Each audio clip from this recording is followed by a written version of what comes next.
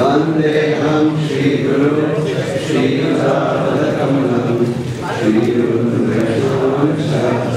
Shri Rupam Sarayam Sadhvetam Sadhutam Harinasayam Krishna Chaitanya Shri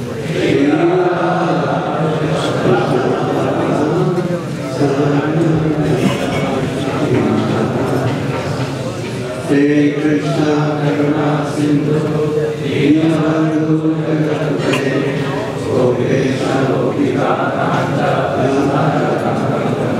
Dakta Krishna Gaurani Radhe Vrindavaneshwari Krishnan Devi Pranamami Vancha Kalpa Taruvascha Kripa Sindhu Deyocha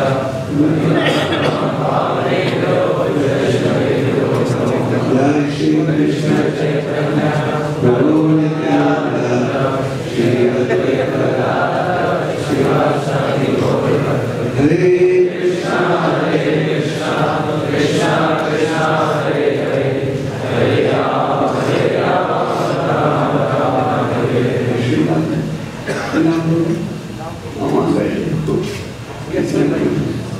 आप कुर्सी में बैठिए सब भक्तों को श्री राम प्रभु का विराज मानते हैं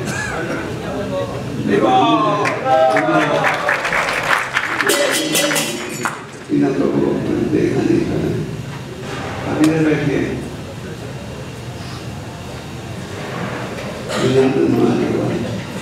only but tell all the treatments right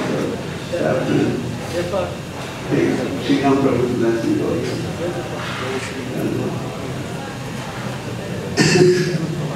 Hare Krishna. इसमें दीक्षा प्रोग्राम होना था प्रभु चरण का पढ़ने को बहुत बड़ा शुभ दिन है हमने सोचा आज मुझे 6 तारीख को करें क्योंकि आज के दिन जब गुजारा गोस्वामी का तिरुभाव की थी काशी पंडित महानाचार्य उनका तिरुभाव की है कृष्ण का यात्रा है तुलसी आचार्य का विवाह है और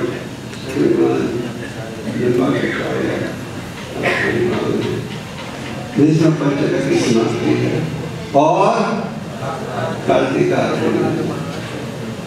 हमने सोची बहुत ही शुभ अवसर है और दीक्षा गोस्वामी वेदांत मंदिर के शिक्षक है और लोकनाथ स्वामी के साथ वृंदावन आए थे उन स्थानों को खोजने के लिए जहाँ की भगवान ने देने के लिए प्रकट की और यही कार्य के बाद में कोई सनातन नहीं किया आज भगवान गोस्वामी का विवाह की है और जैसे वृंदावन के जो 12 वन है वो कैसे खोजा वाले हैं वो पूरे वृंदावन में इन 12 वनों का नाम लेते हुए नाच रहे थे तो भगवान ने ऐसे ऐसे प्रकट किया ये बन है ये बन है ये बन है तो यही कार्य फिर बाद में आकर ऊपर सुनाते हैं आज काशीवर पंडित अभी तिरुभाव की है काशीवर पंडित ईश्वरपुरी के शिष्य थे ईश्वरपुरी जैसे जानते हो चैतन्य महाप्रभु जी के गुरु थे और ईश्वरपुरी ने काशीवर पंडित को भेजा था जगन्नाथपुरी में चैतन्य महाप्रभु जी की सेवा करने के लिए पहले तो चैतन्य महाप्रभु ने इनकार कर दिया कि मतलब गुरु भाई से सेवा कैसे दूँ पर फिर तब उन्होंने देखा कि ये ईश्वरपुरी की इच्छा है कि वो केशव पंडित से सेवा ले फिर उन्होंने मुझसे सेवा लेना स्वीकार किया तो केशव पंडित ने काफी समय इतने महाप्रभु जी की सेवा की और फिर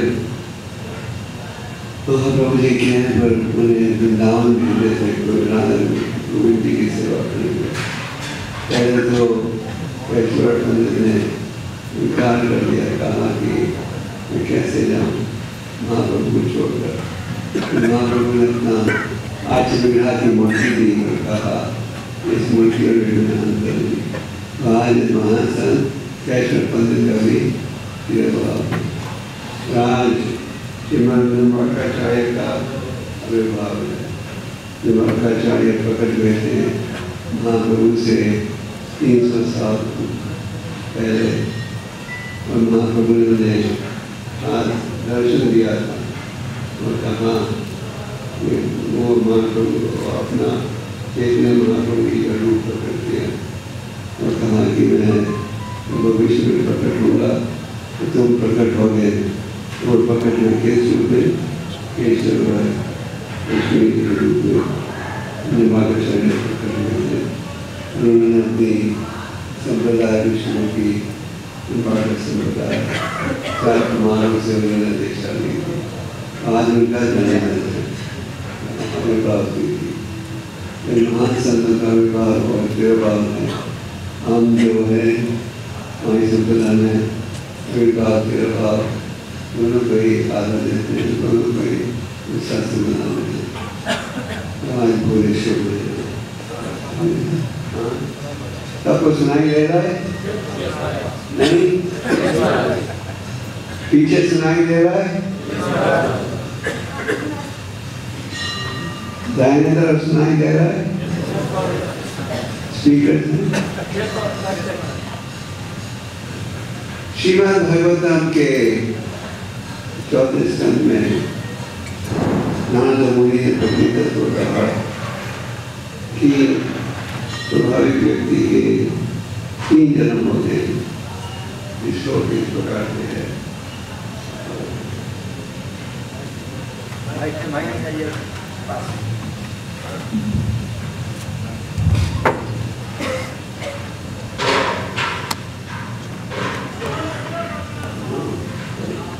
एक जन्म में शरीर में हर शौक का सर्वदयी कभी मेरे बात नहीं बोलते तुम तो भी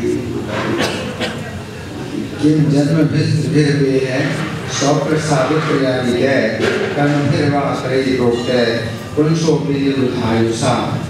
सुसंस्कारी मनुष्य के 3 प्रकार के जन्म होते हैं। पहला जन्म शुद्ध माता पिता से होता है, जिसे वीर्य द्वारा जन्म शौक जन्म कहते हैं। दूसरा जन्म गुरु से दीक्षा लेते समय होता है और यह सावित्र कहलाता है। तीसरा जन्म याज्ञिक कहलाता है और यह भगवान विष्णु की पूजा का अवसर मिलने पर होता है।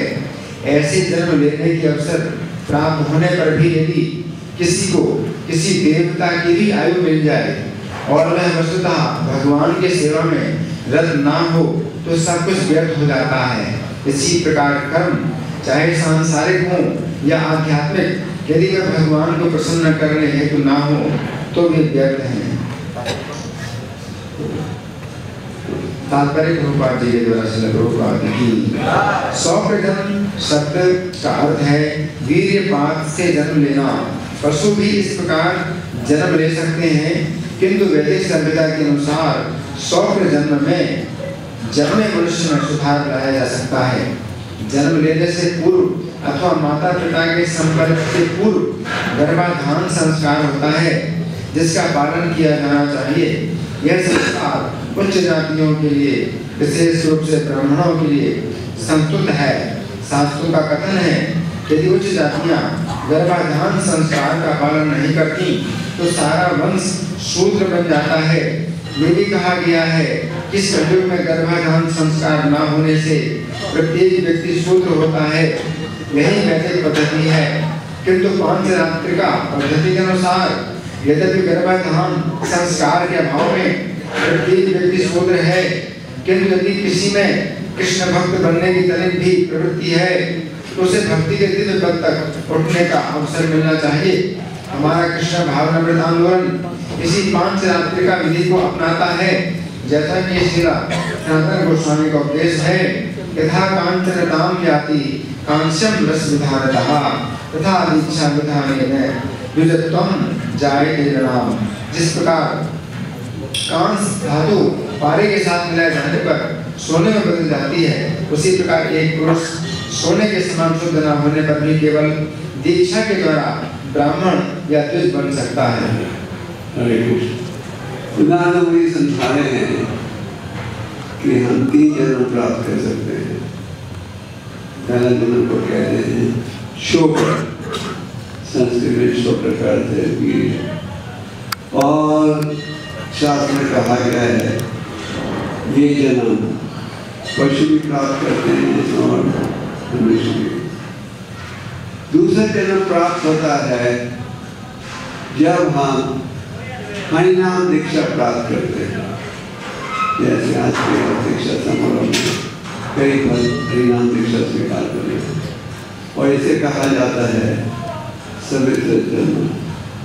और तीसरा जन्म कहा जाता है यज्ञ का जन्म, जो इसके द्वारा ठाकुर जी परम भगवान के पांच विग्रह के रूप में सेवा कर सकते हो। या इसको सरल शब्द में ब्राह्मण दीक्षा कहा जाता है। इस संस्था में हरिनाम दीक्षा जब दी जाती है जब किसी ने कम से कम थोड़े से 1.5 साल पहले 16 माह का जाप किया हो और जो 4 नियमों का पालन कर रहा है और करने की जिम्मेदारी उठा है। 4 नियम हैं, किसी प्रकार की नशे की चीज नहीं लेना, चाहे कॉफी, मांस, अंडा, मछली, किसी प्रकार का बीमारी, और अगर गृहस्थ में व्यक्ति है तो गृहस्थ नियमों के अनुसार रहना। शास्त्र में कहा गया है कि हमें प्रमाणिक गुरु की शरण लेना चाहिए।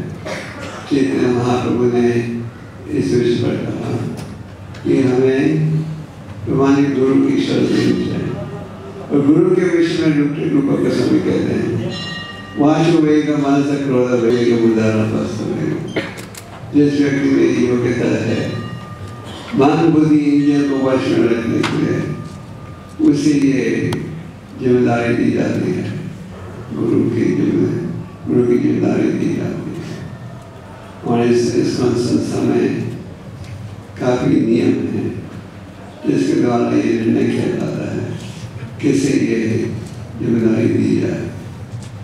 तो शास्त्र में कहा गया है आध्यात्मिक परिवर्तन के लिए प्रमाणिक गुरु की शरण लेनी चाहिए।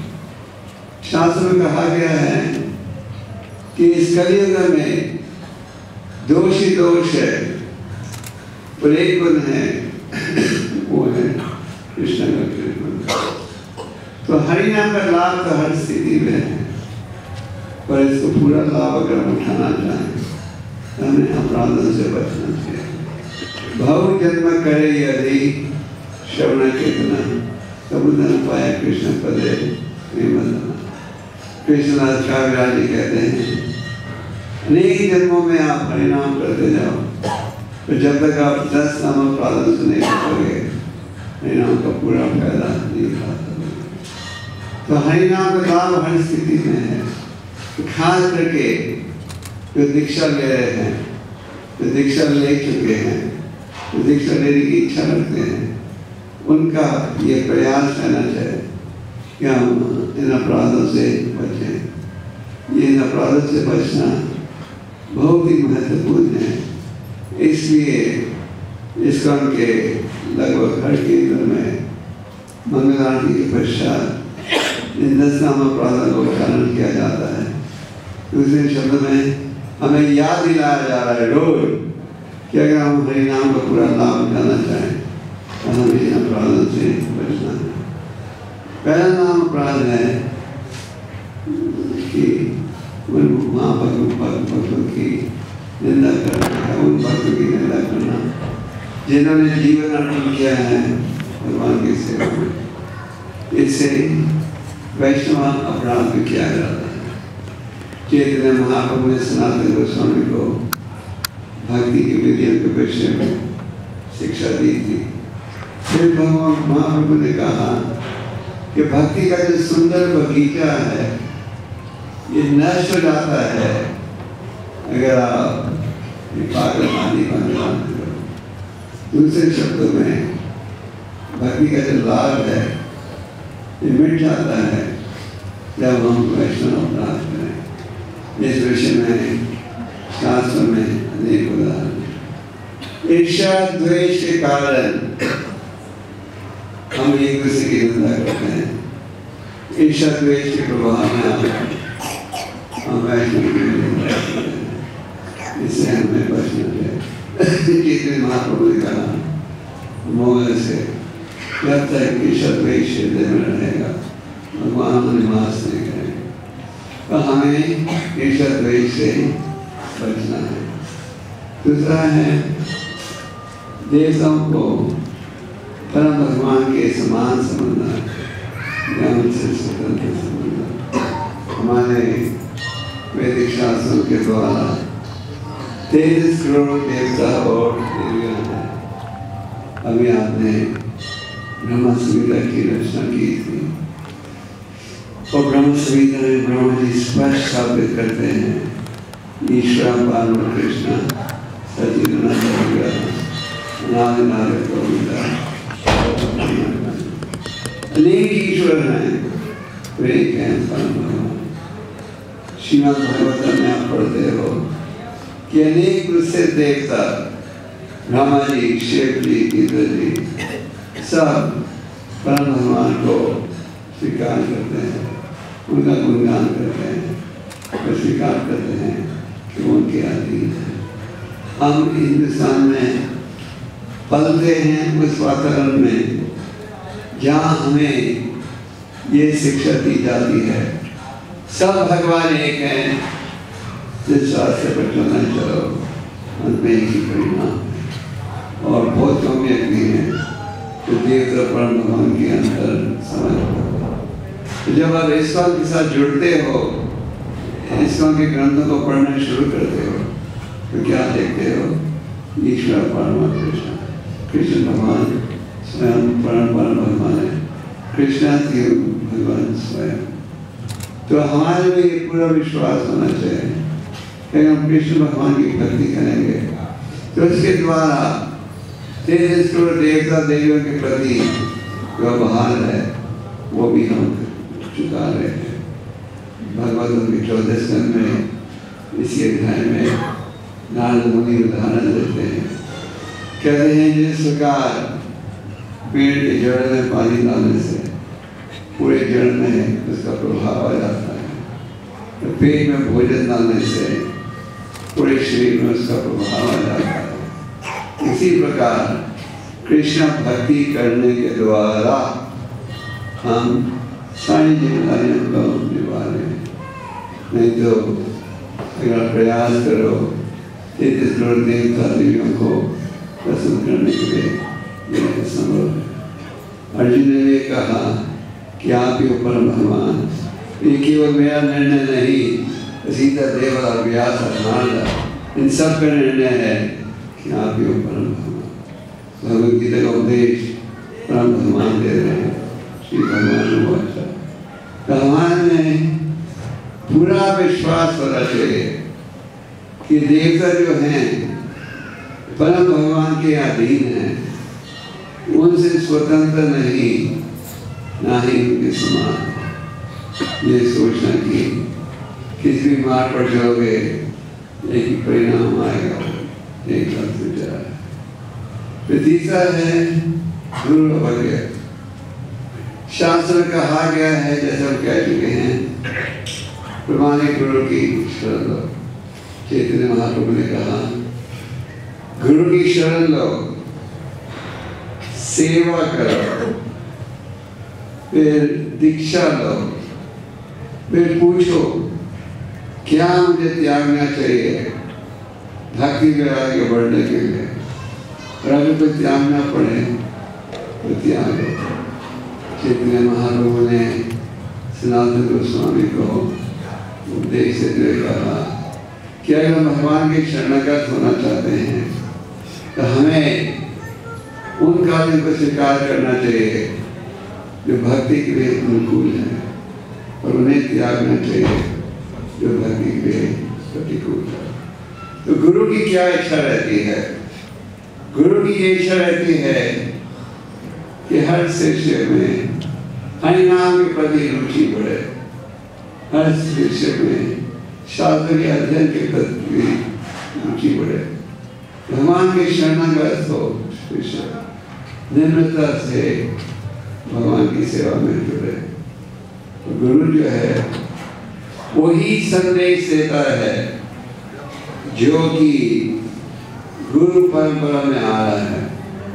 दूसरे शब्दों में जैसे प्रभुपाद जी कहते थे, गुरु इज ट्रांसेंडेंटल पोस्टमैन। पोस्टमैन क्या क्या कर्तव्य रहता है? तो चिट्ठी आपके नाम पर आ रही है उसको यथारूप आपके पास पहुँचा दे। पोस्टमैन का ये कार्य नहीं चिट्ठी को खोल कर अपना भाव उसमें लिखे। इसी प्रकार गुरु का ये कर्तव्य है कि जो संदेश परंपरा द्वारा आ रहा है उसी को आगे प्रस्तुत किया जाए। तो इस दृष्टि से आप कह सकते हो गुरु बनना बहुत आसान है। कोई नया सिद्धांत बनाने की तो आवश्यकता नहीं, आसान है। इसलिए चैतन्य महाप्रभु ने कहा मैंने आगे से तुम सब गुरु बनो, तुम सब प्रचारक बनो, क्योंकि हमें क्या करना है? जो भगवान का संदेश आ रहा है वही आगे प्रस्तुत करना है।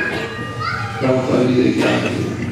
जब प्रभुपाद जी ने गीता को प्रकाशित किया, उन्होंने गीता यथारूप के नाम से प्रकाशित किया। कई बार भारत में नहीं विदेशों में भी लोग पूछते हैं भगवद गीता यथारूप में क्या है, इसका क्या अर्थ? तो प्रभुपाद जी इसकी चर्चा करते हैं भूमिका में। प्रभुपाद जी कहते हैं कि कईयों ने उनसे पूछा गीता का कौन सा एडिशन पढ़ें, पर असल में वो कोई भी एडिशन रिकमेंड नहीं कर पाए क्योंकि अनुवादक ने अपना भावार्थ जोड़ा है। प्रॉपर्ली समझाते हैं यथारूप नाम इसलिए दिया है क्योंकि उन्होंने उसी विचारधारा से, जिस विचारधारा से भगवान ने संदेश दिया और अर्जुन ने स्वीकार किया, उसे प्रस्तुत किया है। प्रभुपाद जी ने भगवान के संदेश को एक पॉइंट भी बदला नहीं। जब प्रभुपाद जी अमेरिका गए थे, जब उन्होंने प्रचार शुरू किया, तो एक समय कई साधु महात्माओं ने मिलने आए थे। कहने लगे स्वामी जी आप तो नए आए हो, हम पुराने खिलाड़ी हैं, आपका संदेश कोई नहीं सुनेगा, आप बदलो संदेश को। चार नियमित आदि जिनका उपदेश करते हो इस पर बल मान दो। तो प्रभुपाद जी ने बदलने के लिए इसे इनकार कर दिया। भारत में जब प्रभुपाद जी को संघर्ष करना पड़ा था विदेश जाने से पहले, पर अमेरिका पहुंचकर खास करके पहले साल के प्रभुपाद जी को बड़ा गहरा संदेश संघर्ष करना पड़ा।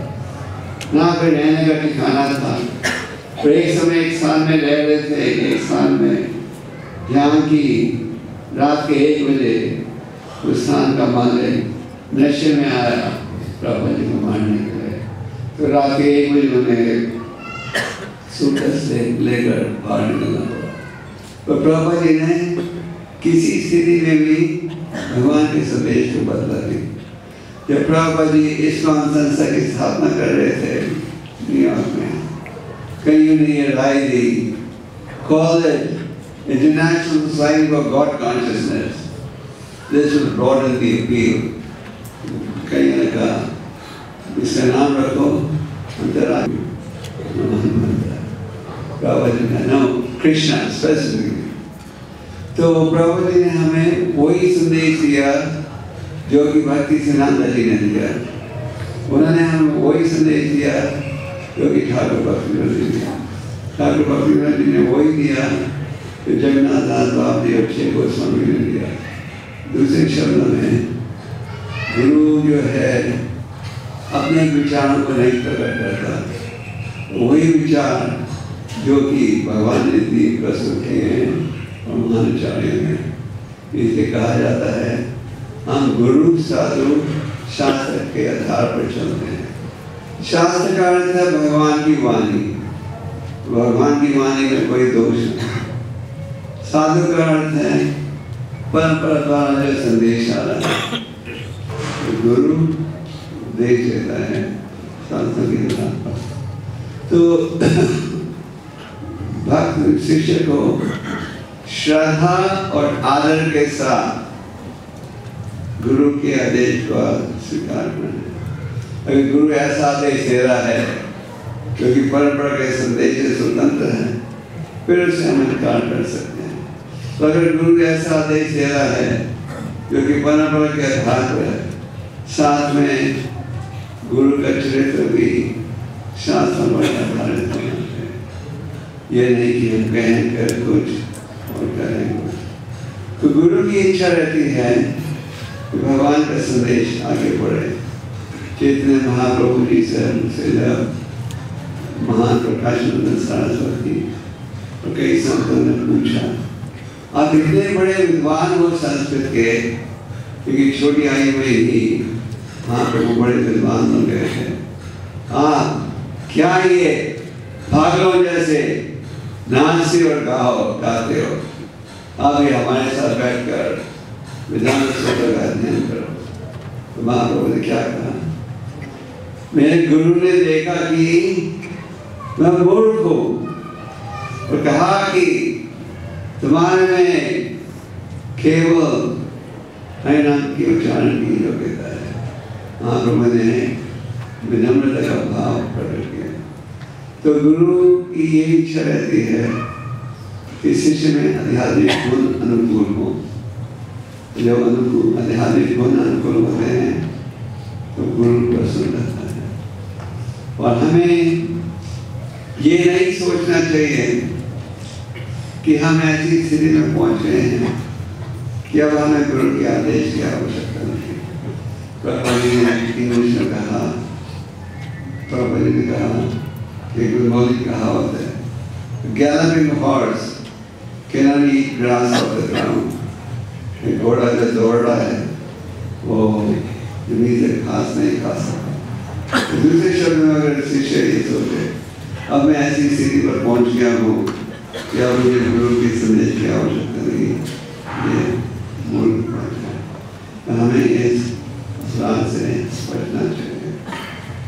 और चौथा है ये वैदिक शास्त्रों को सोचना कि आज की इस वातावरण में इनका कोई स्थान नहीं या इनकी कमजोरियों पर देखें। वैदिक शास्त्र में है इनकी रचना किसने की? स्वयं भगवान ने की।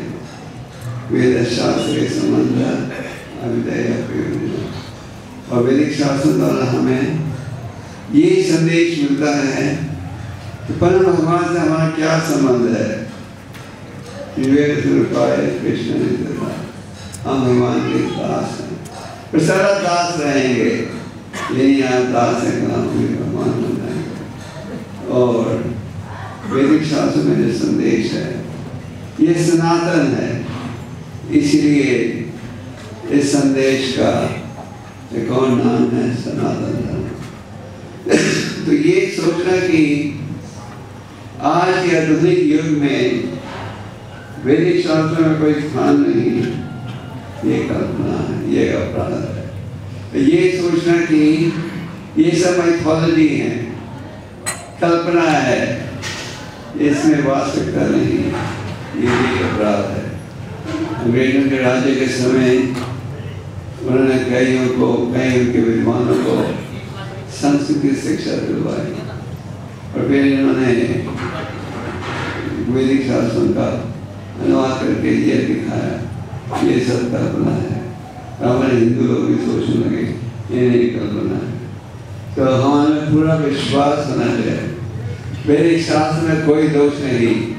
साधारण ज्ञान, साधारण शिक्षा में, साधारण व्यक्ति में 4 प्रकार के दोष हैं। तो वैदिक शास्त्र में कोई दोष नहीं।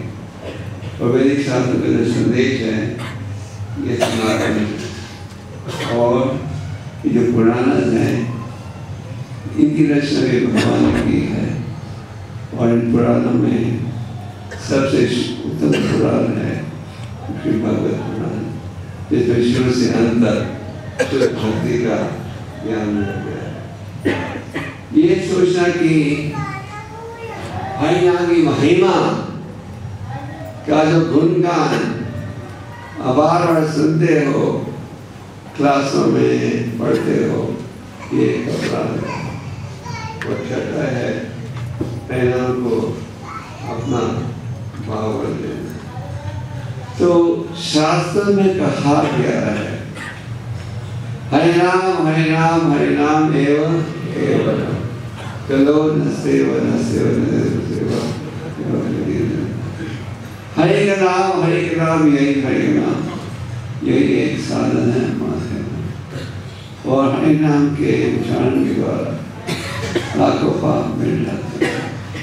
ये सोचना कि हरि नाम में इतनी शक्ति नहीं है और हमें हरि नाम के अलावा और मंत्रों की आवश्यकता है, ये अपराध है। हरि नाम में ये एक साधन है। भगवत में कहा गया है कि हरि नाम के उच्चारण के द्वारा वही लाभ प्राप्त हो सकता है जो कि सचेत में प्राप्त होता था हमारे चिंतन करके, केतली में प्राप्त होता था अरे भैया के द्वारा, वही लाभ कलियुग में प्राप्त हो जाता है हरि नाम के उच्चारण के द्वारा। तो हमारा पूरा विश्वास होना चाहिए कि हरि नाम में ही शक्ति है और हरि नाम के द्वारा हम भगवान से शुद्ध भक्ति की प्रार्थना कर रहे हैं। तो ये सोचना कि ये तो प्रोपेगेंडा है, हरि नाम की शक्ति नहीं, ये गलत विचार है। शास्त्र में स्पष्ट कहा गया है कि हरि नाम एक साधन है। प्रभुपाद जी ने जब इस संस्था की स्थापना की थी न्यूयॉर्क में, तो उन्होंने भक्तों से कहा था 64 माला दिन में करने के लिए। और भक्तों ने प्रयास किया, उस समय केवल थोड़े से भक्त थे, वो नहीं कर पाए। उन्होंने बाबा जी से कहा 64 rounds is very difficult for me, 64 माला बहुत मुश्किल है। तो बाबा जी ने उनसे कहा कि अच्छा 32 माला कर दो। 32 माला में उन्होंने प्रयास किया, नहीं कर पाए। फिर बाबा जी ने कहा 60 rounds and no less, final। बाबा ने 16 माला से कम नहीं। तो अगर आपके पास समय है तो आप 16 से ज़्यादा कर सकते हो, पर 16 से कम नहीं करना। और जितने ध्यान से माला का जाप करोगे उतनी तेजी के साथ देता स्वभाव करोगे। तो हरि नाम में हमें पूरा विश्वास रखना चाहिए। ये नहीं कि बाहर से हरि नाम का जाप करें और अंदर से उसमें मंत्र हमारा पूरा विश्वास होना चाहिए कि हरि नाम के माध्यम से भगवत प्रेम प्राप्त हो सकता है और जितना ज़्यादा लेना है। हरि नाम के उच्चारण के साथ हमें सेवा भी करनी है। ये नहीं कि हम केवल भजन नंदी बन जाए, हरि नाम भी करना। प्रभुपाद जी कहते थे बीमार व्यक्ति के इलाज के लिए हमें 2 चीज़ों की आवश्यकता है, एक है दवाई, दूसरा है हरि। तो हमारी दवाई है हरि नाम, वैदिक भक्ति, साधन भक्ति, और परहेज है सेवा। तो दोनों की आवश्यकता है, पर हमें ये नहीं सोचना चाहिए कि हरि नाम की महिमा का जो वर्णन है ये किसी ने बड़ा श्राप कर दिया है। हरि नाम में इतनी शक्ति नहीं है। नाम अपराध है, हरि नाम के जाप के बाद बड़ा पाप करना। पापा जी कहते हैं सबसे भारी अपराध है। हम सोचे कि अब तो हमारी दीक्षा हो चुकी है, हमारी दीक्षा तो बड़ी शुभ अवसर पर हुई थी, हम लोग 16 माला कर रहे हैं, हम लोग 16 माला करते हैं। अगर हम अपराध करें भी भगवान माफ जरूर करेंगे। हम हरि नाम करते हैं,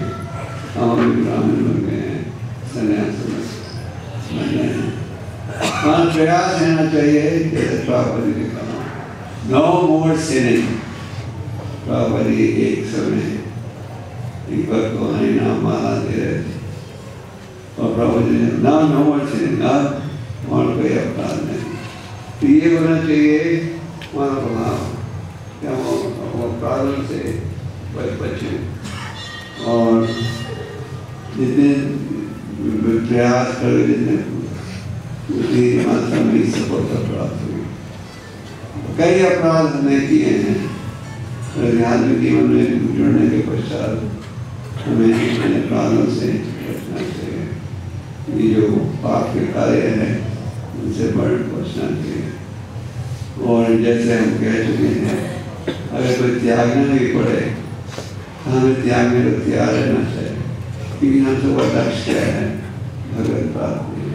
और भगवत प्राप्ति को प्राप्त करने के लिए भगवत प्राप्ति के मार्ग में सफलता प्राप्त करने के लिए हमें जो प्रतिकूल कार्य है उन्हें त्यागना पड़ेगा। आगे ये सोचना कि हरिनाम कर्मकर्ण कार्य है, ये भी एक माना। कर्मकर्ण का व्यापार या सौदा होता है। हम कहते हैं हम यज्ञ करेंगे, ये दान में देंगे, व्रत रखेंगे, तपस्या करेंगे, इसके बदले में हमें जो भौतिक सुख चाहिए, भौतिक सुविधा चाहिए। ये नरोत्तम ठाकुर कहते हैं अगर जहर को आप एक सोने के प्याले से भी पियोगे उसका एक ही असर रहेगा। तो कर्म करने हमारी कोई रुचि नहीं, जैसे भागवतम में स्थापित है, शुभ भक्ति ही हमारा लक्ष्य। और श्रद्धालु व्यक्ति को हरिनाम की महिमा को उपदेश देना भी अपराध है। चैतन्य महाप्रभु ने कहा जाड़े लगता है कहो कृष्ण उपदेश। हम लोग जाते हैं हरिनाम में, हम ये तो नहीं देखते कौन श्रद्धालु है कौन है कोई श्रद्धालु है, हम लोग हरिनाम का प्रचारण करते हैं। हरिनाम का गहरा अर्थ है वो उपदेश हमें देना चाहिए जब हम देखें कि दूसरे व्यक्ति में थोड़ी श्रद्धा है। आदम ने आप कह सकते हो हरिनाम का उच्चारण करो, हम खुद हरे कृष्ण करते हैं, पर जो उसका गहरा अर्थ है वो शिक्षा हमें हम दें जबकि दूसरे व्यक्ति में थोड़ी श्रद्धा हो। फिर हम जब भक्ति में जुड़ते हैं, ग्रंथों का अध्ययन आरंभ करते हैं, हम पहचान पाते हैं कि भौतिक आकर्षण आध्यात्मिक मार्ग में शत्रु है और ये भौतिक आकर्षण दूर हो सकता है, भक्ति कैसे होती है।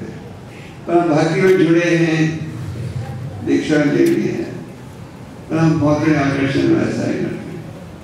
हम सिनेमा देखना चाहते हैं, टीवी देखना चाहते हैं, हम ये क्रिकेट मैच देखना चाहते हैं, ये सब महान अपराध है। ज्ञान की तलवार से हमें अज्ञानता को दूर करना है, इसलिए जो कार्य प्रतिकूल है वो हमें किसी हालत में भी त्यागना चाहिए। रूपा गोस्वामी कहते हैं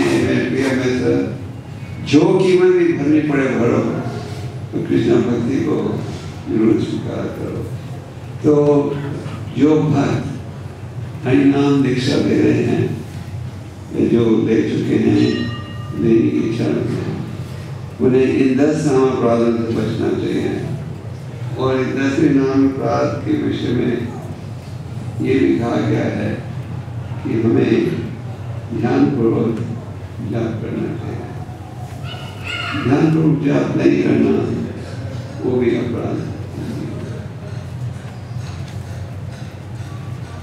जब आप जप करने बैठते हो उस समय आपके मन में एक ही भाव होना चाहिए कि आप जाप कर रहे हो, आप सब ब्रह्मचारी हो, आप रोज मंदिर में बैठ कर जाप करते हो।